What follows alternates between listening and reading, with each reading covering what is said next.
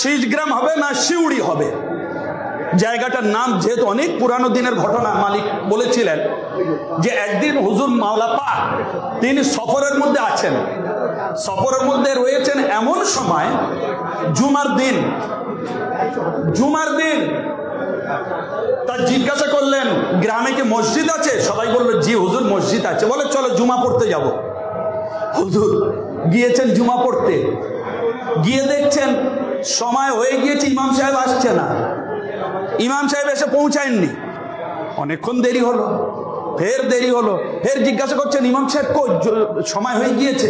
বলে ইমাম সাহেব গোসল করছেন।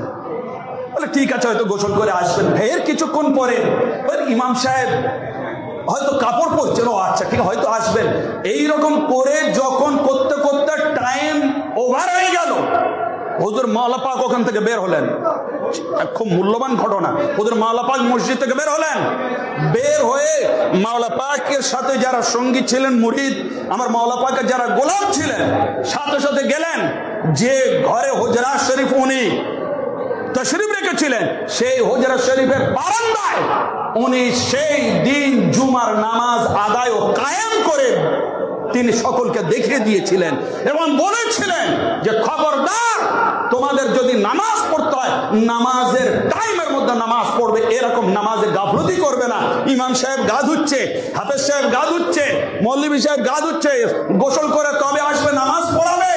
তাহলে এবার আপনি চিন্তা করুন, হুজুর পাক সেই মসজিদ সেই জায়গা ছেড়ে গিয়ে সেই ঘরের বারান্দায় জামাতের নামাজ জুমা কায়েম করেছিলেন শিউড়িতে। আলহামদুলিল্লাহ আমার ভাই, এটা শিউড়ির ঘটনা। আমি বললাম যে হয় শীষগ্রাম না শিউড়ি, শিউড়ির ঘটনা এটা। আজও বোধহয় আছে সেই জায়গা, আরো সুন্দর করে ওটা আরো সুন্দর ভাবে তৈরি করা হয়েছে। বাস্তব ঘটনা এটা। আমার মালিক ছোট হুজুর পাক কাবা ও কিবলা আল ইসলাম পাক উনি আমাকে বলেছিলেন আজ থেকে না হলে 10 থেকে 15 বছর আগে।